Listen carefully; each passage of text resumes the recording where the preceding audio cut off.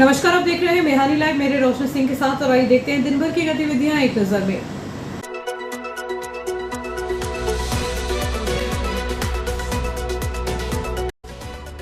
इस हेडलाइन के प्रायोजक है नर्मदांचल का स्वर्ण धाम गोठी ज्वेलर्स, सराफा बाजार, इटारसी। कलेक्टर के निर्देश पर संयुक्त कलेक्टर देवेंद्र सिंह ने किया मौका मुआयना। तकनीकी दस्तावेज खंगाले, बिना मशीन और बिना वजन कांटे के कागजों पर निपटा दिया 2500 डंपर कचरा। 84 लाख का एडवांस भुगतान। ग्राउंड पर जहरीला रासायनिक पानी रिसने से भूमिगत जल प्रदूषित। जहरीला कचरा खाने से लगातार हो रही गौवंश की मौत। जीतू पटवारी की स्वीकृति के बाद नर्मदापुरम जिला कांग्रेस की नई टीम घोषित। पूर्व प्रधानमंत्री राजीव गांधी की पुण्यतिथि पर कांग्रेसियों ने दी भावभीनी श्रद्धांजलि। बिजली कंपनी की सेवाएं आपके द्वार शिविर में उमड़े मेरा गांव के उपभोक्ता। जर्जर डीपी और हाई वोल्टेज को लेकर सौंपा ज्ञापन। अघोषित बिजली कटौती और अव्यवस्थाओं के खिलाफ भड़का किसानों का आक्रोश, उग्र आंदोलन की चेतावनी। और अब बढ़ते हैं आगे। शहर के खेल जगत के लिए आज का दिन ऐतिहासिक उपलब्धियों भरा रहा। इटारसी की माटी में पले बढ़े 3 प्रतिभावान हॉकी खिलाड़ियों ने एक साथ भारतीय टीम में स्थान बनाकर जिले एवं प्रदेश का नाम पूरे देश में रोशन कर दिया है। भारतीय खेल प्राधिकरण के टॉप डिवीजन द्वारा जारी सूची के अनुसार यह प्रतिष्ठित टूर्नामेंट जापान के काका मिघारा में 26 मई से 6 जून तक आयोजित होगा, जहां अंश बहोत्रा अपनी रक्षात्मक तकनीक और गाजी खान अपनी आक्रामक फॉरवर्ड शैली से पुरुष टीम को मजबूती देंगे। वहीं महक परिहार गोल पोस्ट की कमान संभालेंगी।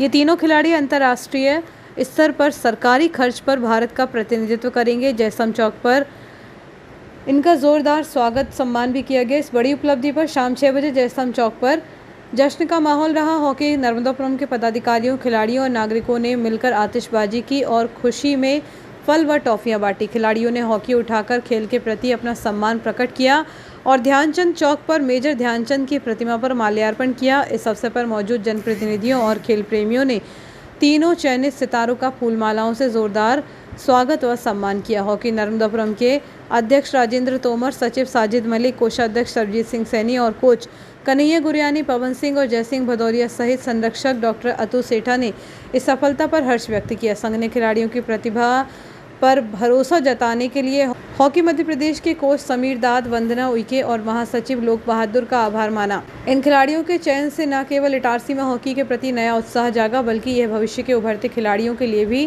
प्रेरणा का स्रोत बन गया है।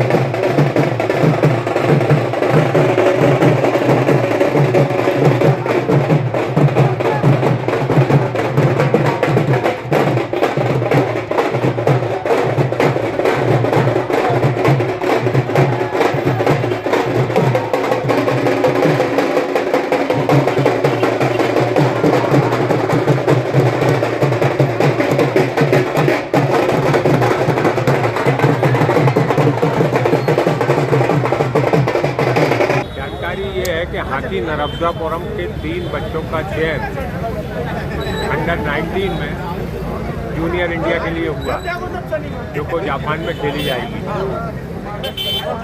उसमें अंश मल्होत्रा, गाजी खान और महक परिवार का सिलेक्शन गोलकीपर के रूप में हुआ है, अंश का डिफेंडर के रूप में हुआ है और गाजी खान का फॉरवर्ड के रूप में हुआ है।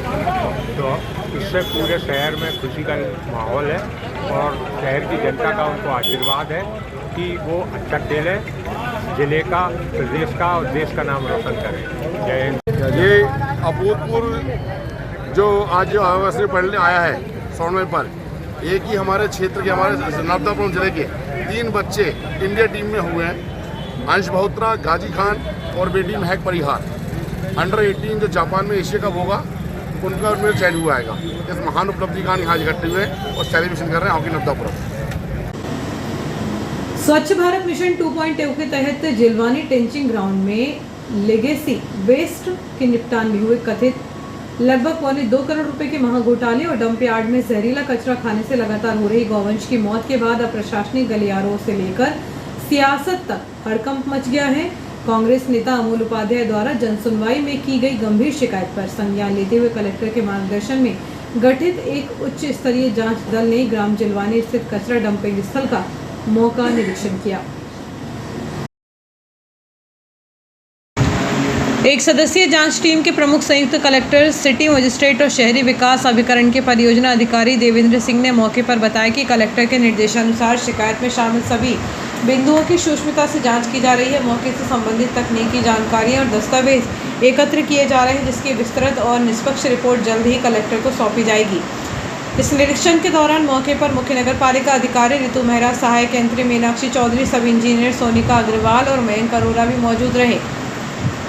दूसरी तरफ शिकायतकर्ता अमोल उपाध्याय और कांग्रेस नेता राजेंद्र तोमर ने भी उपस्थित रहकर जांच दल को डंप यार्ड की वास्तविक और दयनीय स्थिति से अवगत कराया। शिकायतकर्ता अमोल उपाध्याय ने प्रशासनिक जांच का स्वागत किया, लेकिन साथ ही आरोप लगाए कि नगरपालिका के अधिकारी जांच टीम को भ्रमित करने का प्रयास कर रहे हैं। उन्होंने अपने अधिवक्ता के माध्यम से राष्ट्रीय हरित अधिकरण से इस मामले में अलग से एक स्वतंत्र जांच दल गठित करने की मांग की है। अमोल उपाध्याय ने कहा कि स्वतंत्र दल में केंद्रीय व राज्य प्रदूषण नियंत्रण बोर्ड, जल संसाधन विभाग और कलेक्टर कार्यालय के निष्पक्ष अधिकारी शामिल होने चाहिए ताकि जांच सामने आ सके। गौरतलब है कि इस पूरे मामले को लेकर शहर में एक बड़ा प्रशासनिक और सियासी भूचाल आया हुआ है। कांग्रेस नेता अमोल उपाध्याय ने पूर्व में प्रेस वार्ता कर नगरपालिका परिषद और ग्वालियर की ठेका कंपनी SR मैप टेक्नोलॉजीज के बीच आपराधिक सांठगांठ का सनसनीखेज आरोप लगाया था। अब हमारी तो तथ्यात्मक शिकायत जो है लीगेसी वेस्ट जो एग्जीक्यूशन इनके द्वारा जो योजना यहाँ पर लाई गई थी, इसके तहत ठोस अपशिष्ट का मतलब जो पूरा निष्पादन किया जाना था नगर पालिका परिषद द्वारा, तो उसी को लेकर हमारी शिकायत की गई थी कि ये कचरा जो है आज तक वहीं पर पड़ा हुआ है और बिल दे दिए गए हैं और विधिवत तरीके से काम भी नहीं हुआ है। उस सब की हमने तथ्यात्मक शिकायत की। आज माननीय संयुक्त कलेक्टर महोदय देवेंद्र प्रताप सिंह जी के कार्यालय द्वारा हमें सूचित किया गया कि मौके पर स्थल के निरीक्षण के लिए हम आ रहे हैं, तो हमने उनके साथ निरीक्षण में आकर उनको सभी तथ्यों से अवगत कराया। बाकी हमारा जो मुख्य प्रयास है, हम NGT के समक्ष मतलब अपनी बात रख चुके हैं। हमारे वकील के माध्यम से NGT को यह मतलब निवेदन किया गया है कि NGT की जांच दल अलग बनाया जाए, जिसमें केंद्रीय प्रदूषण बोर्ड, राज्य प्रदूषण बोर्ड, जल संसाधन विभाग, भूजल अधिकारी और कलेक्टर कार्यालय की टीम सहित मतलब सभी अधिकारियों का एक जो दल है वो एक स्पेशल NGT द्वारा नियुक्त किया जाए और वो इस स्थल का पूरा निरीक्षण करे और अपनी जांच रिपोर्ट दें कि इस मामले में कहाँ पर्यावरण के साथ जल प्रदूषण हुआ है, वायु प्रदूषण हुआ है या जो भी नुकसान हुआ है, उस सभी की रिपोर्ट NGT अपने जांच दल के माध्यम से। क्योंकि हमारा कहना यह है कि इनके द्वारा ये बताया जा रहा है कि 31,400 मेट्रिक टन कचरा हमारे द्वारा पूरे निष्पादित कर दिया गया, ये नया कचरा है। इतना कचरा, अब ये भी आज कचरा जो है आज ये भी मतलब बहुत बड़ी संख्या में है। इतनी जल्दी इतना कचरा इकट्ठा होना मतलब मामूली बात नहीं है। तो कुल मिलाकर कहीं ना कहीं उच्च अधिकारियों को भ्रमित किया जा रहा है। हमारे द्वारा केवल उनको यही बताया गया है कि नगर पालिका जिन तथ्यों को बोल रही है, जिन चीज़ों को बोल रही है कि हमारे द्वारा हमारा लीगेसी वेस्ट है उसका प्रोजेक्ट हमारा प्रॉपर संचालित हुआ और हमने उत्तर लीगेसी वेस्ट जो है उसको प्रॉपर तरीके से हमने एग्जीक्यूशन उसका कर लिया, जबकि जितना मापदंडों के हिसाब से होना था वैसा कुछ नहीं हुआ है। और उसके जो विधिवत तरीके से जो हुआ है उसके मुझे नहीं लगता है कि उसके जो विधिवत मापदंड है उसकी जो रिपोर्ट है ये फाइल कर पाएंगे। नियमों के विपरीत बिना किसी ट्रोमेल मशीन और बिना वेट ब्रिज के ही करीब 2500 डंपर कचरे का निपटान कागजों पर दिखा दिया गया है। काम पूरा हुए बिना ही ठेका कंपनी को 84 लाख रुपए का अग्रिम भुगतान भी कर दिया गया है। वजन और भ्रष्टाचार का साक्ष्य मिटाने के लिए रात के अंधेरे में कचरे को आग के हवाले किया जाता है, जिससे हवा में डाइऑक्सिन और फ्यूरॉन जैसी जहरीली गैसें घुल रही हैं और ग्रामीणों का सांस लेना दूभर हो गया है। कांग्रेस ने इस पूरे मामले में कहा कि सीएमओ रितु मेहरा और सहायक यंत्री मीनाक्षी चौधरी की अनदेखी से जो काम 4 महीने में होना था वह 3 साल बाद भी अधूरा है। इस मामले में अब स्वास्थ्य विभाग के सभापति राकेश यादव सहित अन्य अधिकारियों को भी एनजीटी में प्रतिवादी बनाया जा रहा है। हालांकि नगरपालिका अध्यक्ष पंकज चौरे ने इन आरोपों को सिरे से खारिज करते हुए इसे विपक्ष का राजनीतिक स्टंट करार दिया है। फिलहाल सभी की नजरें अब कलेक्टर को सौंपी जाने वाली प्रशासनिक जांच रिपोर्ट पर टिकी हुई है। देखना होगा कि इस महाघोटाले में लापरवाही के असली गुनाहगारों पर गाज गिरती है या मामला ठंडी बस्ती में चला जाता है। मैं देवेंद्र सिंह हूँ, संयुक्त कलेक्टर हूँ और सिटी मजिस्ट्रेट के पद पर पदस्थ हूँ नम्रपुर में। साथ ही मेरे पास परियोजना अधिकारी शहरी विकास अभिकरण का भी प्रभार है। अमोल उपाध्याय जी द्वारा लैंडफिल रेमेडिएशन के संबंध में कलेक्टर महोदय को जन सुनवाई में शिकायत की गई थी। कलेक्टर महोदय ने मेरे को प्रत्यक्ष रूप से निर्देशित किया था कि आपको समक्ष में जाके साइट विजिट और शिकायतकर्ता के साथ शिकायत के बिंदुवार जांच करना। उसी के संबंध में आज ये इटारसी के लैंडफिल साइट पे उपस्थित होकर ये कचरा निष्पादन की जो प्रक्रिया चालू हुई थी, शिकायतकर्ता की ये शिकायत थी कि उसमें जो प्रक्रिया आरएफपी में निर्धारित की थी उसके आधार पर ना किया जाकर मनमर्जी तरीके से किया गया और संस्था को लाभ पहुंचाने के उद्देश्य से नगरपालिका द्वारा अपने जो उपलब्ध संसाधनों का दुरुपयोग किया गया। तो वर्तमान में शिकायत का स्थल निरीक्षण किया गया है और स्थल निरीक्षण और अभिलेख और शिकायतकर्ता की जो शिकायत है उसका मिलान करके एक संयुक्त जांच प्रतिवेदन कलेक्टर महोदय को प्रेषित किया। स्थल निरीक्षण, अभिलेख का मिलान और शिकायत के बिंदु, वो तीनों का जब मिलान करेंगे उसके बाद ही निष्कर्ष पे पहुंच पाएंगे। पुलिस ने एक बार फिर तत्परता, ईमानदारी और सूझबूझ का परिचय देते हुए एक राहगीर का गुम हुआ कीमती बैग महज कुछ ही घंटों में ढूंढ निकाला। बैग में सोने और चांदी के आभूषण रखे हुए थे जिनकी कुल कीमत लगभग 7 लाख रुपए बताई जा रही है। पुलिस ने सारा सामान सही सलामत फरियादी के सुपुर्द कर दिया, जिसके बाद पीड़ित ने पुलिस प्रशासन का आभार व्यक्त किया। प्राप्त जानकारी के अनुसार मूल रूप से ग्राम आहियापुर, थाना विजयनगर, जिला गोपालगंज, बिहार के निवासी 34 वर्षीय सूचनाकर्ता अरुण यादव पिता काशीराम यादव का एक बैग अचानक गुम हो गया था। दरअसल अरुण यादव ने शराब पी रखी थी और इसी दौरान उनका ध्यान चूक गया और जेवरों से भरा बैग एक दुकान में ही छूट गया। बैग गुम होने की जानकारी लगते ही उन्होंने तुरंत इसकी सूचना पुलिस को दी। मामले की गंभीरता को देखते हुए इटारसी पुलिस ने बिना वक्त गवाए त्वरित कार्रवाई शुरू की। थाने से आरक्षक शाकिर खान और आरक्षक विपिन शुक्ला को तत्काल फरियादी द्वारा बताए संभावित घटना स्थल पर रवाना किया। पुलिस कर्मियों ने मौके पर पहुंचकर अपनी सूझबूझ और तत्परता से दुकान की बारीकी से जांच की, जहां वह बैग सुरक्षित रखा मिल गया। पुलिस ने जब बैग की तलाशी ली तो उसमें रखा सारा कीमती सामान पूरी तरह सुरक्षित और सही सलामत पाया गया। बैग में 6 लाख रुपए कीमत की सोने की 4 बालियां और 1 लाख रुपए कीमत के चांदी के आभूषण मौजूद थे। पुलिस टीम ने 7 लाख रुपए कीमती इन आभूषणों को फरियादी अरुण यादव के सुपुर्द कर दिया। नशे की हालत में अपनी जिंदगी भर की कमाई गंवा चुके फरियादी ने बैग और पूरे जेवर सही सलामत वापस पाकर राहत की सांस ली और इटारसी पुलिस की इस त्वरित व ईमानदार कार्यप्रणाली की मुक्त कंठ से सराहना की। नगरपालिका अध्यक्ष पंकज चौरे ने वार्ड 19 में मांगीलाल के मकान से पवन के मकान तक लगभग 100 मीटर निर्माणाधीन सीसी रोड का निरीक्षण किया। नगरपालिका अध्यक्ष पंकज चौरे ने आज वार्ड 19 में मांगीलाल के मकान से पवन के मकान तक लगभग 100 मीटर निर्माणाधीन सीसी रोड का निरीक्षण किया। निरीक्षण के दौरान उन्होंने ठेकेदार को सड़क निर्माण की गुणवत्ता बेहतर बनाए रखने के निर्देश दिए।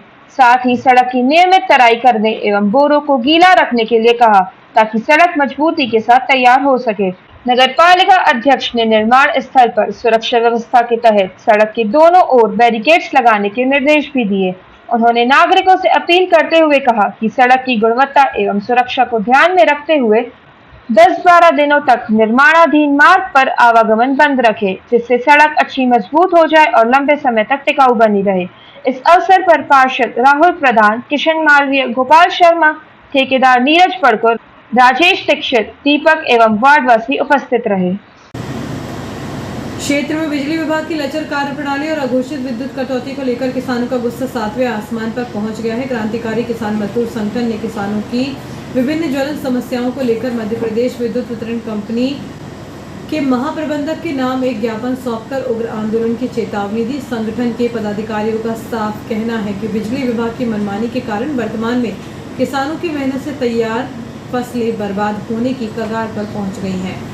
क्रांतिकारी किसान मजदूर संगठन के नर्मदापुरम जिलाध्यक्ष हरपाल सिंह सोलंकी ने बिजली विभाग की व्यवस्थाओं पर तीखा प्रहार करते हुए कहा कि किसान इस समय विभाग के रवैये से कतई संतुष्ट नहीं है। वर्तमान में मूंग की फसल में फलियां आने लगी हैं, जिससे पानी की अत्यंत आवश्यकता है, लेकिन ऐसे नाजुक समय में भी विभाग द्वारा 2 से 3 घंटे की अघोषित बिजली कटौती की जा रही है।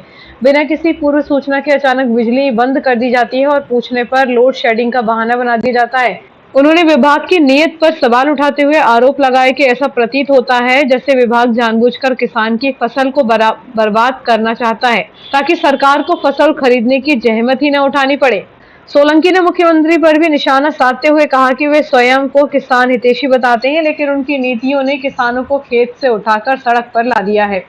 संगठन द्वारा सौंपे ज्ञापन में बिजली विभाग की 4 प्रमुख खामियों को उजागर किया है। पहला यह कि मध्य प्रदेश शासन द्वारा किसानों को 10 घंटे निर्बाध बिजली देने के स्पष्ट आदेश हैं, लेकिन विभाग लोड शेडिंग के नाम पर रोज 3 से 4 घंटे की कटौती कर रहा है। दूसरा गंभीर आरोप यह है कि खेतों के ट्यूबवेल में डली हुई सरकार द्वारा पंजीकृत और प्रमाणित 5 हॉर्स पावर की मोटरों को बिजली विभाग की मोटर मापी टीम द्वारा जबरन 8 हॉर्स पावर की बताकर किसानों पर अत्यधिक और गलत बिजली बिल थोपा जा रहा है, जिसकी भरपाई किसान बिल्कुल नहीं करेंगे। इसके अलावा आम उपभोक्ताओं के घरों के बिजली बिल भी सामान्य से बहुत अधिक आ रहे हैं, जिससे आम जनता में भारी असंतोष है। ज्ञापन में ट्रांसफार्मर के जलने पर होने वाली लेट लतीफी का मुद्दा भी प्रमुखता से उठाया है। संगठन का आरोप है कि ट्रांसफार्मर जलने के बाद 15-15 दिनों तक उसे बदला नहीं जाता, जिससे फसलें सूख जाती हैं। वहीं दूसरी तरफ मध्य प्रदेश विद्युत मंडल द्वारा किसानों पर पुराना बकाया पैसा जमा करने का दबाव बनाया जाता है और कहा जाता है कि पहले जैसे पैसे जमा करो तभी नया ट्रांसफार्मर लगाया जाएगा। क्रांतिकारी किसान मजदूर संगठन के जिलाध्यक्ष हरपाल सिंह सोलंकी, राष्ट्रीय अध्यक्ष लीलाधर सिंह राजपूत, यूथ विंग प्रदेश अध्यक्ष अरुण पटेल और इटारसी तहसील अध्यक्ष ब्रजेश चौरे सहित अन्य किसान नेताओं ने चेतावनी दी है कि यदि इन सभी समस्याओं का शीघ्र निराकरण नहीं किया गया तो किसान सड़कों पर उतरकर उग्र आंदोलन करने को मजबूर होगा, जिसकी संपूर्ण जिम्मेदारी विद्युत वितरण कंपनी की होगी। अभी हम देख रहे हैं 45 डिग्री का तापमान है। हमारे 2 घंटा इस कार्यालय में किसान खड़े रहे, इसके बाद में 2 घंटे बाद डी महोदय मिलने आ रहे हैं। वो भी जब बोलने लगे कि भैया हम रोड पे चक्का जाम करने के लिए, ये शासन की और प्रशासन की तानाशाही चल रही है। इसके हिटलरबाजी रवैये के कारण आज किसान रोड पर आने के लिए मजबूर है। प्रतिदिन कोई ना कोई समस्या ऐसी किसान को आती है जो उसके काम धंधे छोड़कर रोड पर किसान आने के लिए मजबूर है। अभी डी साहब से मुलाकात हुई है, परंतु हम संतुष्ट नहीं हैं उनकी बातों से। वो अपना पक्ष रख रहे हैं कि ऊपर से जो लोड बढ़ रहा है, ठीक है, हमने मान लिया यदि लोड बढ़ता होता तो ये 8 दिन में ऐसी क्या उनसे समस्या आ गई। 8 दिन के पहले 1 महीना इन्होंने जो लाइट दी है वो पूरी ईमानदारी से दी है, लेकिन जैसे ही फसल फूल पे आई है, फसल में फली लगने के लिए आई है और इन्होंने लाइट काटना चालू कर दिया है, जिससे किसानों की फसल बर्बाद हो। कहीं न कहीं ये मध्य प्रदेश सरकार का षड्यंत्र है, जिसमें फसल का अधिक उत्पादन नहीं हो और अधिक किसान फसल को बेच नहीं पाए। क्योंकि अभी देखने को आ रहा है मध्य प्रदेश सरकार का ऐलान हुआ है मूंग में 25% मूंग खरीदी जाएगी किसानों की। तो किसान ने कौन सा अपराध कर दिया है जो अधिक लागत लगाने के बाद भी हम देश का भंडार बनने के लिए तैयार हैं। किसान घाटे की खेती कर रहा है, परंतु देखने में आ रहा है कि सरकार किसान की फसल नहीं खरीद पा रही। यदि 25% मूंग की खरीदी हमारी सरकार करेगी तो किसान को भारी मात्रा में घाटा होगा, जिसकी संपूर्ण जवाबदारी शासन और प्रशासन को रहेगी। आज मध्य प्रदेश का किसान एक हो गया है। संयुक्त किसान मोर्चा के बैनर तले हम लोग आगामी आंदोलन की तैयारी कर रहे हैं, जो होशंगाबाद जिले को घेरा जाएगा। और उस पर भी यदि सरकार नहीं चेतती है, पूरे मध्य प्रदेश का किसान एकत्रित होकर भोपाल का घेराव करेगी और मुख्यमंत्री का घेराव करके आंदोलन किया जाएगा। हम लोग अपने मध्य प्रदेश विद्युत वितरण कंपनी के डी साहब के ऑफिस में आए हुए हैं इटारसी, और हम लगभग सभी क्षेत्रों के किसान हैं। आज हम जो समस्याओं से गुजर रहे हैं, मध्य प्रदेश विद्युत वितरण कंपनी आए दिन किसानों के खेत की लाइट, हमारे गांव के घरों की लाइट अपने असमय कटौती कर लेती है, और हम लोगों को लोड शेडिंग के नाम पर 2 से 4 घंटे 5 घंटे खेतों में बिजली मिल पा रही है। डी साहब अपनी गलती मानने को तैयार नहीं है। डी साहब तो बहुत सारे गणित बता रहे हैं, हम तो किसान आदमी कम पढ़े लिखे होते हैं, ज़्यादा गणित हम लोगों को पता नहीं होता। हमें तो ये पता होता है कि लाइट आ गई और लाइट चली गई। तो हम तो डी साहब से और विद्युत वितरण कंपनी से ये निवेदन करने आए थे कि कृपया कर अगर आप इस समस्या को समाधान कर देंगे तो ठीक है, और नहीं तो आगे फिर जाकर रोड पे बैठना ही है। वैसे भी तो रोड पे आ रहे हैं। रुक रहे हैं छोटे से ब्रेक के लिए।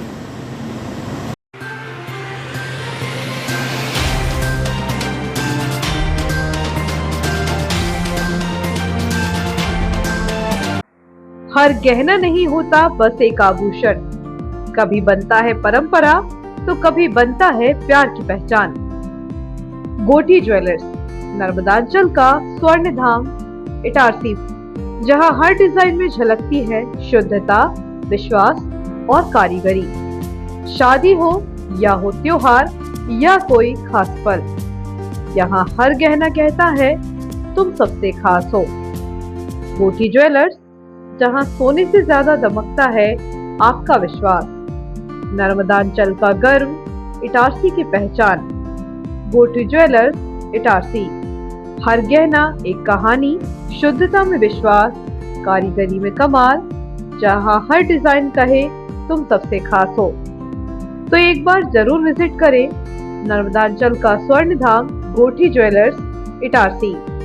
बच्चों के सुनहरे भविष्य के लिए गुणवत्तापूर्ण शिक्षा प्रदान करने को दृढ़ संकल्पित आपके क्षेत्र का विश्वसनीय शिक्षा संस्थान Guru Nanak public higher secondary school Punjabi Mohalla Itarsi में कक्षा नर्सरी से 12वीं तक हिंदी तथा इंग्लिश मीडियम में बिना किसी डोनेशन के प्रवेश प्रारंभ हो चुके हैं। Guru Nanak public higher secondary school, जहां बच्चों के सर्वांगीण विकास पर ध्यान दिया जाता है।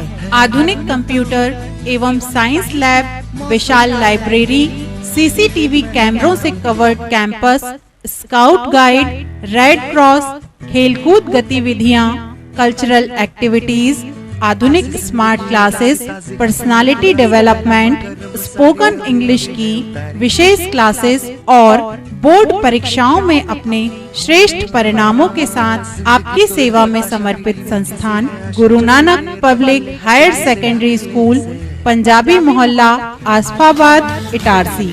इटारसी वालों, क्या आप अपने बच्चों के लिए सिर्फ एक स्कूल ढूंढ रहे हैं या कंप्लीट ट्रांसफॉर्मेशन? मैं हूं आज ग्रीन पॉइंट मोंटेसरी स्कूल जीपीएमएस में। नर्सरी से 10 तक का सफर यहाँ पर बोझ नहीं बल्कि एक मजेदार जर्नी है। एजुकेशन विदाउट कॉम्प्लिकेशन, यही तो है इनकी पहचान। यहाँ मिलता है बिग प्लेग्राउंड, स्मार्ट लर्निंग और इटारसी का सबसे best experience staff. Meet the excellent GPMS teachers team. इनका फोकस सिर्फ मार्क्स पर नहीं, बच्चे की पर्सनालिटी और डिसिप्लिन पर है। एक वर्ड में बोलूँ तो 360 डिग्री चेंज। तो सोचना क्या है, आज ही विजिट कीजिए जीपीएमएस। स्कूल का एड्रेस है opposite the park resort, Kheda, Raisalpur, Itarsi. चलिए मिलकर बनाते हैं हमारे बच्चों को कल का champion. Dayal multi speciality hospital, शहर का सबसे अत्याधुनिक सुविधाओं वाला hospital. Dayal multi speciality hospital railway कर्मचारियों की सेवा में अब 24 घंटे तत्पर। रेलवे कर्मचारियों के लिए अब 24 घंटे 7 दिन स्वास्थ्य सुविधाएं उपलब्ध। यहाँ सभी प्रकार की बीमारियों का संपूर्ण इलाज किया जाता है। इमरजेंसी की स्थिति में तुरंत दयाल हॉस्पिटल से संपर्क करें।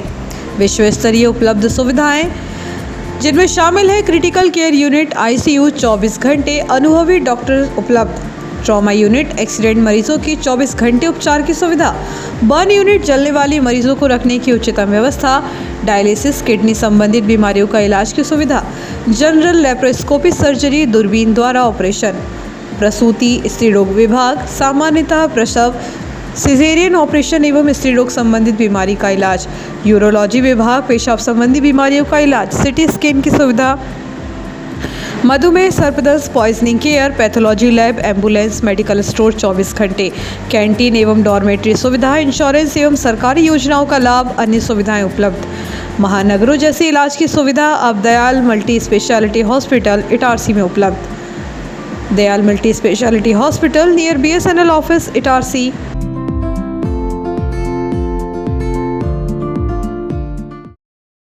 जीनियस प्लैनेट स्कूल, एक ऐसा स्कूल जहां शिक्षा के साथ मिलते हैं संस्कार, अनुशासन और आत्मविश्वास। यहां पढ़ाई सिर्फ किताबों तक सीमित नहीं, स्मार्ट क्लासरूम्स, डिजिटल बोर्ड्स और आधुनिक टीचिंग मेथड्स बनाते हैं लर्निंग को आसान, रोचक और प्रभावी। आधुनिक साइंस लैब और कंप्यूटर लैब में बच्चे सीखते हैं करके दिखाना, ताकि वे बन सकें भविष्य के इंजीनियर, डॉक्टर, साइंटिस्ट और टेक्नोलॉजी रेडी सिटीजन्स। इटारसी जैसे एनर्जेटिक शहर के बच्चों के लिए खेल, योग, डांस और एक्टिविटीज बनाती हैं उन्हें फिट, फोकस्ड और confident.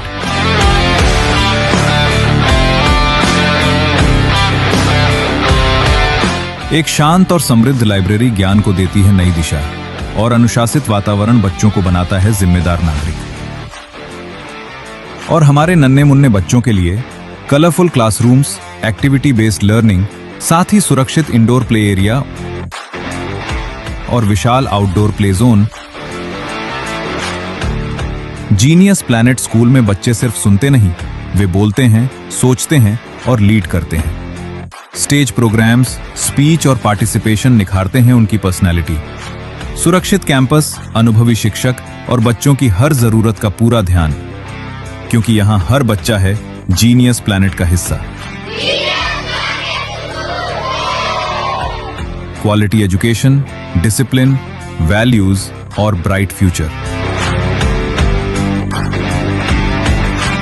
इटारसी's trusted name in education. Genius Planet, the first step to future.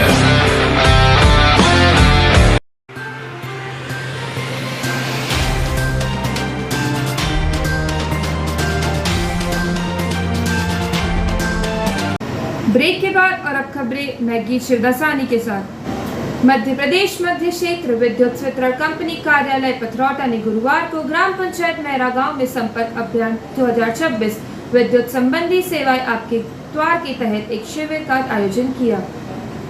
शिविर के दौरान ही मेहरा गांव के सी कैबिन क्षेत्र के ग्रामीण असमय फॉल्ट होने, बार बार बिजली बंद होने और हाई वोल्टेज की गंभीर समस्या को लेकर लामबंद होकर पहुंचे ग्रामीणों ने आवेदन में बताया कि सी कैबिन क्षेत्र में लगी 200 केवी की डीपी करीब 12 वर्ष से अधिक पुरानी हो चुकी है। इससे लगातार तेल टपक रहा है, अर्थिंग पूरी तरह वीक है और इसके लग्स जर्जर हो चुके हैं। वर्तमान में इस डीपी के एक फेज से 290 वोल्ट से अधिक का करंट दौड़ रहा है। इस अनियंत्रित हाई वोल्टेज के कारण नब्बू पटेल की आटा चक्की की मोटर जल गई है और मुन्ना पाल के घर का फ्रिज फूक चुका है। कई अन्य ग्रामीणों के टीवी पंखे भी खाक हो चुके हैं। ग्रामीणों ने इस गंभीर समस्या के त्वरित निराकरण या डीपी बदलने की मांग करते हुए आवेदन की प्रतिलिपि एई पथरौटा, जेई पथरौटा और एसी नर्मदापुरम को भी सूचना सौंपी। ग्रामीणों ने दो टूक चेतावनी दी कि यदि जल्दी नियमानुसार ठोस निर्णय नहीं लेकर इस समस्या का समाधान नहीं किया गया तो समस्त ग्रामवासी सड़कों पर उतरकर उग्र आंदोलन करेंगे। 21 मई गुरुवार को अखिल भारतीय उपभोक्ता उत्थान संगठन भारत सरकार से मान्यता प्राप्त विधि एवं न्याय कंपनी मामले मंत्रालय के तत्वावधान में एवं मध्य प्रदेश विद्युत वितरण कंपनी लिमिटेड इटारसी के सहयोग से भीषण गर्मी 44 डिग्री टेम्परेचर के बीच इटारसी सराफा बाजार के मेन मार्केट में कैंप सफलतापूर्वक लगाया गया। मात्र 5 रुपए में नया कनेक्शन, उपभोक्ताओं के लिए कूलर, पानी के पुख्ता इंतजाम। शिविर के संबंध में जानकारी देते हुए विद्युत कंपनी के जूनियर इंजीनियर PL सरेआम ने बताया कि उपभोक्ताओं की सहूलियत के लिए शिविर स्थल पर टेबल, कुर्सी, कूलर, पंखे और ठंडे पेयजल की विशेष व्यवस्था की गई थी। इस शिविर का सबसे बड़ा आकर्षण मात्र 5 रुपए में नवीन विद्युत कनेक्शन देना रहा, जिसमें उपभोक्ताओं से सिर्फ आवश्यक दस्तावेज लेकर तुरंत औपचारिकताएं पूरी की गई। सुचारू संचालन के लिए एक सहायता केंद्र सहित कुल 5 अलग अलग काउंटर बनाए गए थे, जहां बड़ी संख्या में महिला उपभोक्ताओं ने भी पहुंचकर अपनी समस्याओं का समाधान कराया। शिविर में सर्वाधिक शिकायतें अधिक बिल आने और लो वोल्टेज की प्राप्त हुई, जिनका मौके पर ही निपटारा किया गया। शासन ने विभिन्न उपभोक्ताओं के हितों की रक्षा के लिए कानूनों के साथ नियम रेगुलेशन बनाए हुए हैं, जिनका पालन विभिन्न संगठनों द्वारा विभिन्न विभागों द्वारा कराया जाता है। जैसा कि हम देखते हैं कि बहुत सारे चीज़ों का जो एक गैर हिस्सा है, आम जनता कानूनों को उतना नहीं समझती है, नहीं जानती है, अवेयरनेस का अभाव होता है, नियमों का प्रक्रियाओं का ज्ञान नहीं होता है। उसी परिप्रेक्ष्य में इन टाइप के जो कार्यक्रम होते हैं जनता के अवेयरनेस के लिए बहुत ही उपयोगी सिद्ध होते हैं। जहाँ तक आदरणीय मनोहर जी का है, तो मैं देखता हूँ कि उपभोक्ताओं के हितों के संरक्षण के संबंध में आप लगातार सक्रिय रहते हैं, क्षेत्र में लगातार विभिन्न प्रकार के कार्यक्रम करते हैं। उसके न केवल अवेयरनेस आता है जनता के लिए, बल्कि जो विभाग होते हैं उन्हें भी एक जो है सक्रियता बढ़ती है। तो आपका जो है जो कार्य है निश्चित रूप से प्रशंसा योग्य है। आपने जो है हमें यहाँ पर आमंत्रित किया, इसके लिए हमारा भी जैसा कि आप देख रहे हैं कि जो कार्यक्रम है, जैसा कि अभी माननीय प्रबंध संचालक महोदय द्वारा हमारे एक रात जो है शिविर लगाने का कार्यक्रम चल रहा है, जिसमें हम हर एक वार्ड में कैंप लगाएंगे और वहाँ पे संपर्क अभियान के तहत जो दी जाने सुविधाएँ हैं उनका निराकरण करेंगे। इसी के तारतम्य में आदरणीय दीपक जी ने भी कहा कि जो चूँकि एक उपभोक्ता से निवारण के संबंध में, शिकायतों के निवारण के संबंध में कैंप है, तो हम भी इसके माध्यम से अपने आपको जो है मार्केट के जो भी व्यवसायी लोग हैं उनके माध्यम से शामिल होना चाहते हैं। आपके माध्यम से लोगों ने कुछ शिकायतें हमें अवगत कराई, जैसा कि मार्केट के एरिया में केबलीकरण की आवश्यकता है। तो मैं इसमें अवगत कराना चाहूँगा कि अभी RDSS स्कीम में जितने भी ट्रांसफार्मर से वेयर कंडक्टर LT लाइन थे उनका केबल काम सैंक्शन हो चुका है और लगभग 4 से 5 DTI का काम हो भी चुका है। वो मेसर्स BTL कंपनी के द्वारा कार्य किया जा रहा है। इसी क्रम में कुछ लोगों की अन्य शिकायतें भी आईं। स्मार्ट मीटर को लेकर कुछ भ्रांतियाँ थी, उसको मेरे द्वारा दूर किया गया कि स्मार्ट मीटर लगने से हमारे व्यवसायी लोगों को जो कि सुबह 10 बजे से शाम को 6 बजे तक 7 बजे तक उपयोग करते हैं, तो सुबह 9 से 5 बजे तक की जितनी भी बिजली की खपत होती है उसमें 20% का हमें TOD time of the day की रिबेट मिलती है। तो इस प्रकार से अन्य समस्याएं भी जैसा अवगत कराया गया, कुछ वोल्टेज समस्याएं हैं, तो उसमें मैं अवगत कराऊंगा कि ये हमारे पास इस महीने से मई की 1 तारीख से हमने ये कार्यक्रम शुरू किया है। शहर के 435 ट्रांसफार्मर लगे हुए, हर एक ट्रांसफार्मर का हम लोड चेक करा रहे हैं और लोड चेक करा के उसमें जो भी समस्याएं उत्पन्न हो रही हैं, अगर उसको रिकंडीशनिंग की ज़रूरत हो रिकंडीशनिंग कर रहे हैं, उसमें बैलेंसिंग की ज़रूरत है तो बैलेंसिंग करा रहे हैं, उसको बदलने की आवश्यकता है तो हम बदल के उसको नया ट्रांसफार्मर लगाने का काम कर रहे हैं। तो इस प्रकार से समस्त कार्य जो है पैरेलल में क्रियान्वित है यहाँ पर और हम उम्मीद करते हैं कि आपके शहर इटारसी को अच्छी से अच्छी विद्युत प्रदान करेंगे और किसी प्रकार की समस्या होगी उसका निराकरण समय पर किया जाए। उस ट्रांसफार्मर वोल्टेज की जो प्रॉब्लम आ रही है, किस स्पेस पे कितना करंट ज़्यादा है, वो अनबैलेंसिंग क्या हो रही है, वो स्थिति को चेक करेंगे और जो भी निराकरण करना है, लोड शिफ्ट करना है तो उसको लोड पर शिफ्ट करेंगे और अगर ट्रांसफार्मर में लग रहा है कि कोई खराबी आ रही है, उसको रिकंडीशनिंग की जरूरत है, बदलने की जरूरत है, तो वो कार्रवाई जल्दी हो जाएगा। बिल्कुल जल्दी। और एक समस्या है उसी के लिए तो हमारी बहुत सी समस्याएँ आती हैं, तो उसके लिए हमारा और हमारी यूनिट का कोई इन्वॉल्वमेंट नहीं रखा गया है। इन्वॉल्वमेंट तब है जब हमारा कर्मचारी समय पर काम ना कर रहे हैं। हमने उसके लिए सिस्टम में कंप्लेन आई, उनके मोबाइल पर दर्ज हुई, ये दूसरी कंप्लेन फला आपने अग्रवाल जी ने किया है, मुखर्जी जी ने किया है, जिसने भी किया है उनके मोबाइल पर आता जाएगा, उस कंप्लेन को जाके निराकरण करते हैं। उस कंप्लेन करने के बाद ऐसा लगता है कि वहाँ पे कुछ कार्य कराने की और आवश्यकता है, जैसे आपने बताया कि बैलेंसिंग का इशू कुछ और इशू है, फिर हमारे अधिकारी और हम लोग मिलकर उसका एक प्रस्ताव बनाते हैं, इसमें हम क्या क्या काम करें जिससे कि समस्या दोबारा उत्पन्न ना हो। ये इस प्रकार की समस्याएँ हम लोग निराकरण करते हैं। शहरी इलाके में जो वोल्टेज प्रॉब्लम समस्या सर के माध्यम से दूर हो और ग्रामीण क्षेत्रों में जो पिलर और लाइटों की समस्या, वायरों की समस्या छुपी अभी सामने बरसात आ रही है, क्योंकि जिस पर काम चल रहा है एक्चुअल में सिर्फ ब्लॉकिंग की जो दिक्कत हो रही है, संपर्क की दिक्कत हो रही है, वो एक अभियान के माध्यम से पब्लिक को कहना चाहूँगा कि आप भरोसा रखें, MP बोर्ड अपना अच्छा काम कर रहा है और आगे भी करता है। आज हम ये संपर्क अभियान जो MPV का चल रहा है उसमें मैं भी यहाँ आया और मेरे को कई उपभोक्ताओं ने बताया कि जो स्मार्ट मीटर समझाने के लिए उन्होंने लगाया उसी मीटर में गड़बड़ी थी। ये हमारे बैठे भी हुए हैं जागरूक नागरिक, है। तो ये मतलब आप मैं मध्य प्रदेश विद्युत मंडल के डी साहब से पूछना चाहता हूँ कि पब्लिक को क्यों आप धूल झोंक रहे हैं आंखों में, कि कम से कम पब्लिक को जो वास्तविक स्थिति है वो तो बताएं कि स्मार्ट मीटर से क्या फ़ायदा है और पुराने मीटर से क्या नुकसान है। यहाँ जो जितने लोग बैठे हैं इनसे मैं आप पूछ लो कि कितने लोग उसको अच्छा बता रहे हैं स्मार्ट मीटर को। तो कम से कम कोई भी जागरूकता शिविर जब आप लगाएं तो उसके विषय में पहले उपभोक्ताओं का हित देखें। और कांग्रेस पार्टी तो स्मार्ट मीटर का विरोध करती है। उत्थान संगठन के द्वारा उपभोक्ताओं के हित के लिए जो आज यहाँ शिविर लगाया गया है, सहयोग के लिए हमारे आदरणीय हरीश अग्रवाल जी और दीपक बनोरिया जी और पूरे साथियों सहित, तो ये निश्चित रूप से एक बड़ा सराहनीय काम है। और हम और कांग्रेस पार्टी और आम जनता इटारसी की, हम उसके लिए हमेशा हमारा संगठन उपभोक्ताओं के लिए लड़ता है और संघर्ष करता है। हम हमेशा उपभोक्ताओं के हित के लिए सदैव आपके साथ रहेंगे। अपन जब फोन लगाते हैं तो 1 घंटे में हो जाएगा, 2 घंटे में हो जाएगा, आप उसको टाइमिंग दीजिए, 5 घंटे का टाइमिंग दीजिए। बहुत अच्छी बात बताई। वो ये समस्याएँ हैं, उसी के लिए समस्याएँ आती हैं, तो इसके लिए हमारा और हमारी टीम का पूरी इन्वॉल्व कर रहे हैं जो हमारा कर्मचारी समय पे काम ना करें। हमने भारत रत्न स्वर्गीय राजीव गांधी की पुण्यतिथि आज नगर कांग्रेस कार्यालय इटारसी में श्रद्धापूर्वक मनाई गई। इस अवसर पर उपस्थित सभी कांग्रेस जनों ने सर्वप्रथम स्वर्गीय राजीव गांधी के चित्र पर पुष्प अर्पित कर उन्हें भावभीनी श्रद्धांजलि दी।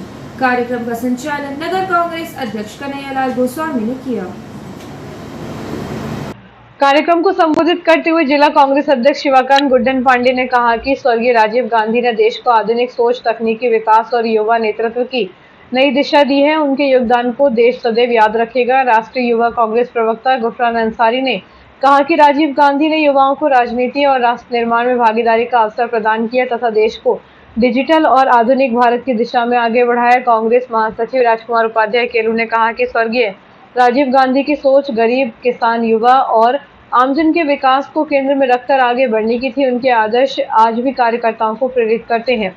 इस अवसर पर मध्य प्रदेश प्रकोष्ठ सह प्रभारी मोहन झलिया, संतोष गुरयानी, पंकज राठौर, मुन्ना सिद्दीकी, चंदू दुबे, जिला प्रवक्ता अनिल गायकवाड़, सोनू बकोरिया एवं देवी मालवीय सहित अन्य कांग्रेस नेताओं ने भी अपने विचार व्यक्त कर स्वर्गीय राजीव गांधी को श्रद्धांजलि अर्पित की। कार्यक्रम में वरिष्ठ कांग्रेस नेता ओमसन, राजेंद्र गोस्वामी सहित कृष्णा चौधरी, अतुल तिवारी एवं प्रदीप गायकवाड़ आदि बड़ी संख्या में कांग्रेस जन उपस्थित रहे।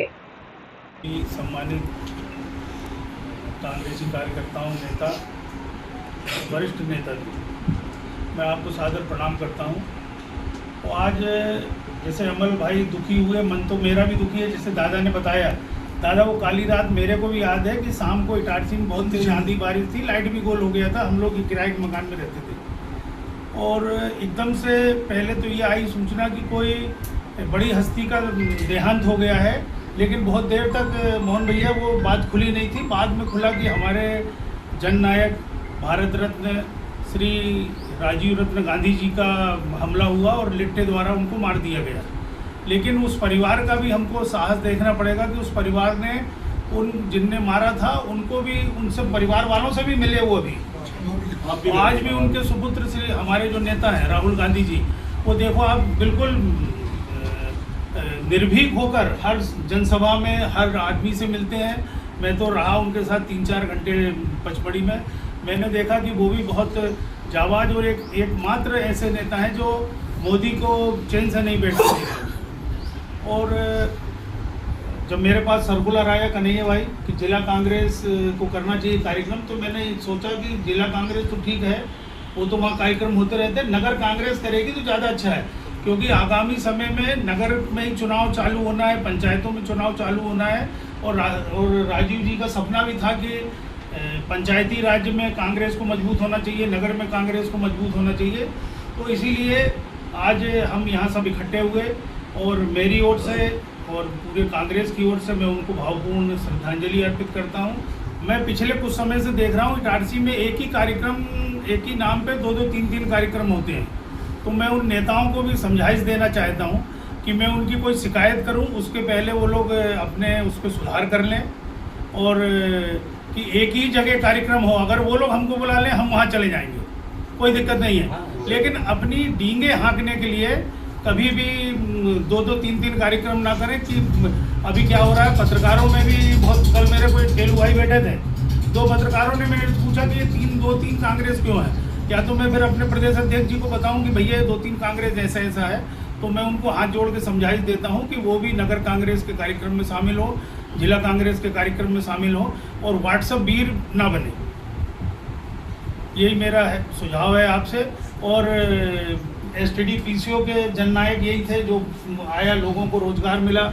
उसके बाद में मोबाइल क्रांति के भी उसके नाम यही थे कि आज जो कंप्यूटर और इलेक्ट्रॉनिक मीडिया है उसके भी जननायक यही थे। तो मैं ऐसे महापुरुष को अपनी ओर से सादर श्रद्धांजलि। भारत के पूर्व प्रधानमंत्री एवं भारत रत्न स्वर्गीय राजीव गांधी की पुण्यतिथि पर इटारसी की पहली लाइन स्थित कांग्रेस चुनाव कार्यालय में सेवा दल द्वारा श्रद्धांजलि सभा का आयोजन किया गया। सेवा दल के राष्ट्रीय अध्यक्ष लालजी देसाई, प्रदेश अध्यक्ष अवनीश भार्गव एवं यंग ब्रिगेड अध्यक्ष गजानन तिवारी के निर्देशानुसार तथा जिला अध्यक्ष अमित गुप्ता के मार्गदर्शन में नगर अध्यक्ष दिलीप गोस्वामी द्वारा यह कार्यक्रम आयोजित हुआ। इस दौरान उपस्थित कांग्रेस नेताओं और कार्यकर्ताओं ने राजीव गांधी के चित्र पर पुष्प एवं सूत की माला अर्पित कर भावभीनी श्रद्धांजलि दी और 2 मिनट का मौन रखकर उन्हें नमन किया। सभा में जब तक सूरज चांद रहेगा, राजीव तेरा नाम रहेगा जैसे अनेक नारे लगाए गए। श्रद्धांजलि सभा में वक्ताओं ने आधुनिक भारत के निर्माण, तकनीकी व संचार क्रांति, पंचायती राज, महिला सशक्तिकरण और युवाओं को आगे बढ़ाने में राजीव गांधी के ऐतिहासिक योगदान को याद किया। विचार व्यक्त करने वालों में वरिष्ठ कांग्रेसी संतोष गुरियानी, सेवादल यंग ब्रिगेड के प्रदेश अध्यक्ष गजानन तिवारी, सेवादल जिला अध्यक्ष अमित गुप्ता, किसान कांग्रेस नेता बाबू चौधरी, पूर्व नगर अध्यक्ष मयूर जायसवाल, महिला कांग्रेस प्रदेश महासचिव नेहा चावरे, अल्पसंख्यक कांग्रेस के वरिष्ठ नेता लाली सलूजा, परिवहन प्रकोष्ठ के नेता अंटू भाटिया, यूथ कांग्रेस जिला उपाध्यक्ष गौरव चौधरी और एनएसयूआई जिला अध्यक्ष मयंक चौरे शामिल रहे। अंत में कार्यक्रम संयोजक दिलीप गोस्वामी ने सभी का आभार व्यक्त करते हुए राजीव के आदर्शों को जन जन तक पहुंचाने का संकल्प दोहराया। इस कार्यक्रम में मुख्य रूप से वरिष्ठ कांग्रेसी लाली सरूजा, नारायण दादा, संतोष गुरियानी, गजानन तिवारी, विजय बाबू चौधरी सहित पीयूष रघुवंशी कांग्रेस कार्यकर्ता व पदाधिकारी उपस्थित रहे। मध्य प्रदेश कांग्रेस कमेटी के अध्यक्ष जीतू पटवारी की स्वीकृति उपरांत जिला कांग्रेस कमेटी नर्मदापुरम के अध्यक्ष शिवकांत पांडे ने जिला कार्यकारिणी की आधिकारिक घोषणा कर दी है। जिला कांग्रेस प्रवक्ता अनिल रैखवार के अनुसार इस नई टीम में अनुभव और युवा ऊर्जा का समावेश किया गया है।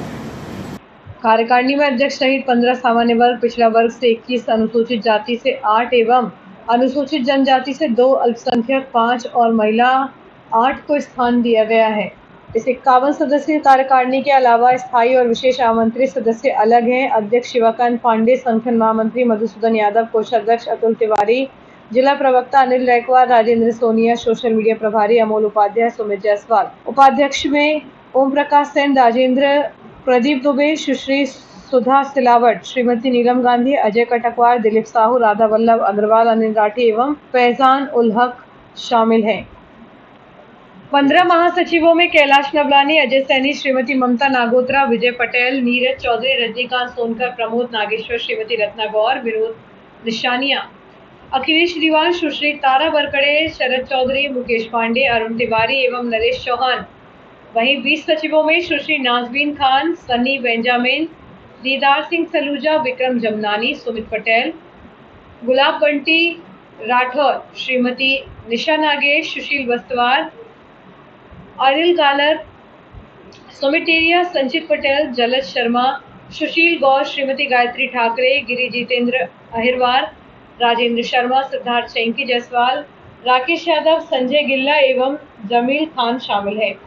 वहीं स्थायी आमंत्रित सदस्यों में अंबिका प्रसाद शुक्ला, रामेश्वर निकरा, माणक अग्रवाल, कपिल फौजदार, सत्येंद्र फौजदार, अमृत बिंदु डेरिया, गिरजा शंकर शर्मा, पुष्पराज पटेल, वीरेंद्र बैलवंशी, अजय पटेल, रामेश्वर पटेल, लल्लन सिंह, राजकुमार केलू उपाध्याय, हेमंत नरवरिया, संजय अहिरवार, संतोष मालवी, मेहरबान सिंह पटेल, राधेश्याम पटेल, चंद्रगोपाल मलैया, रमेश साहू, रवि जायसवाल, रणवीर पटेल, डॉक्टर सतीश कटकवार, अभिलाष चंदेल, श्रीमती रश्मि दीक्षित, पंकज जायसवाल, विक्रम सिंह रघुवंशी, श्रीमती कुसुम तोमर, श्रीमती तेज कुंवर सिसोदिया, श्रीमती संध्या शाह, श्री राम पटेल, अजय शुक्ला, योगेश त्रिवेदी, महेश पांडे, हरगोविंद पुरबिया, लखन रघुवंशी, राजकुमार पालिया, राजा आलोक जायसवाल, राजेंद्र दोहरे एवं चंद्र मोहन दुबे शामिल हैं। जिला अध्यक्ष शिवाकांत पांडे ने सभी नवनियुक्त पदाधिकारियों को बधाई देते हुए कहा कि यह टीम संगठन की मजबूती और जनहित की लड़ाई के लिए पूरी प्रतिबद्धता के साथ कार्य करेगी। और अब खबरें अपराध जगत की। निम्बाड़ा इलाके में एक घर के बाहर खड़ी कीमती स्कूटी को अज्ञात चोर द्वारा चुरा ले जाने का मामला सामने आया है। पुलिस ने फरियादी की शिकायत पर अपराध दर्ज कर मामले को विवेचना में ले लिया है। प्राप्त जानकारी के अनुसार मूल रूप से पानखेड़ी थाना मोहगांव हवेली सोमर पांडुरना के निवासी 33 वर्षीय फरियादी हंसराज पिता गणेश पराड़कर की स्कूटी बीते 13 मई की रात करीब 8:30 बजे इटारसी के नीमबाड़ा की पहली गली मुख्य मार्ग में खड़ी थी। वहां से किसी अज्ञात चोर ने स्कूटी का हाथ साफ कर दिया। पुलिस ने फरियादी हंसराज की रिपोर्ट पर अज्ञात आरोपी के खिलाफ अपराध दर्ज किया है। चोरी गई स्कूटी का वाहन नंबर MH49BU 7937 है, जिसकी अनुमानित कीमत करीब 70,000 रुपये बताई जा रही है।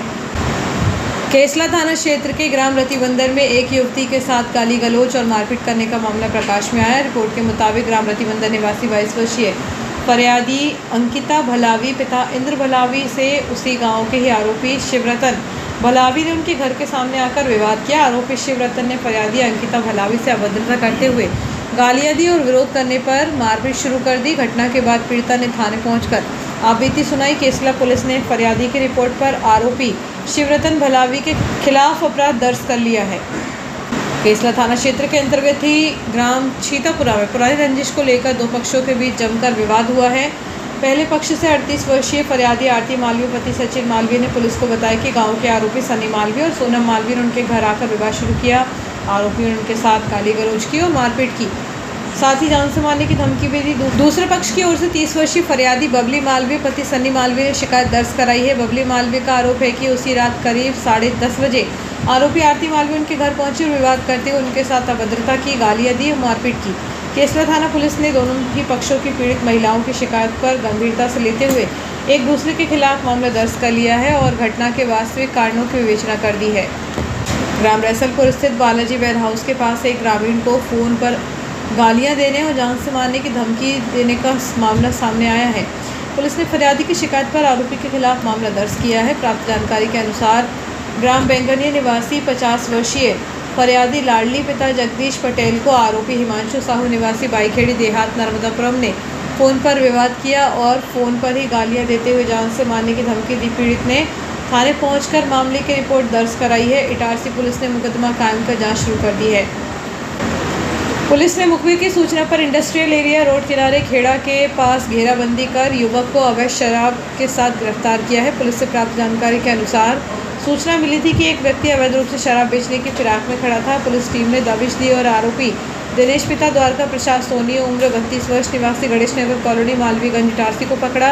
आरोपी के कब्जे से 25 क्वार्टर देसी प्लेन मदिरा जब्त की गई। पुलिस ने अवैध शराब के खिलाफ चलाए जा रहे अभियान के तहत लोहारिया रोड किनारे खेड़ा क्षेत्र में एक युवक को अवैध शराब परिवहन करते हुए दबोचा है। इटारसी पुलिस ने लोहारिया रोड से आरोपी हार्दिक पिता सुनील जायसवाल उम्र 29 वर्ष निवासी वार्ड 6 पुरानी इटारसी को हिरासत में लिया। तलाशी लेने पर आरोपी के पास से 21 क्वार्टर देसी प्लेन मदिरा अवैध रूप से रखी पाई गई है, जिसे पुलिस ने मौके पर जब्त कर लिया है। पुलिस ने आरोपी के खिलाफ आबकारी अधिनियम के अंतर्गत प्रकरण पंजीकृत किया है। शहर में शांति एवं सुरक्षा व्यवस्था बनाए रखने के उद्देश्य से की जा रही चेकिंग के दौरान पुलिस ने गैरेज लाइन के पीछे रोड पर एक युवक को अवैध धारदार हथियार के साथ गिरफ्तार किया है। जानकारी के मुताबिक टीम को मुखबिर से सूचना मिली थी कि थाने से आधा किलोमीटर पूर्व में गैरेज लाइन के पीछे एक युवक संदिग्ध हालत में घूम रहा है। पुलिस ने तत्काल घेराबंदी कर आरोपी कृष्णा पिता नरेंद्र पटेल उम्र 19 वर्ष निवासी बोर्डिंग स्कूल के पास नाला मोहल्ला इटारसी को दबोच लिया। आरोपी की तलाशी लेने पर उसके पास से एक स्टील का अवैध धारदार चाकू बरामद हुआ। आरोपी की तलाशी लेने पर उसके पास से एक स्टील का अवैध धारदार चाकू बरामद हुआ। पुलिस ने चाकू जब्त कर आरोपी के खिलाफ अपराध पंजीबद्ध किया है। और आइए देखते हैं दिन भर की गतिविधियां एक बार फिर।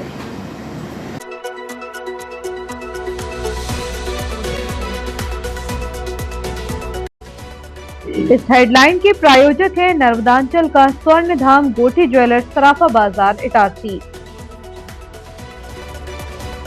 कलेक्टर के निर्देश पर संयुक्त कलेक्टर देवेंद्र सिंह ने किया मौका मुआयना। तकनीकी दस्तावेज खंगाले, बिना मशीन और बिना वजन कांटे के कागजों पर निपटा दिया 2500 डंपर कचरा। 84 लाख का एडवांस भुगतान। ग्राउंड पर जहरीला रासायनिक पानी रिसने से भूमि का जल प्रदूषित। जहरीला कचरा खाने से लगातार हो रही गौवंश की मौत। जीतू पटवारी की स्वीकृति के बाद नर्मदापुरम जिला कांग्रेस की नई टीम घोषित। पूर्व प्रधानमंत्री राजीव गांधी की पुण्यतिथि पर कांग्रेसियों ने दी भावभीनी श्रद्धांजलि। बिजली कंपनी की सेवाएं आपके द्वार शिविर में उमड़े मेहरा गांव के उपभोक्ता। जर्जर डीपी और हाई वोल्टेज को लेकर सौंपा ज्ञापन। अघोषित बिजली कटौती और अव्यवस्थाओं के खिलाफ भड़का किसानों का आक्रोश, उग्र आंदोलन की चेतावनी। फिलहाल के लिए इतना ही, आज्ञा दीजिए, नमस्कार।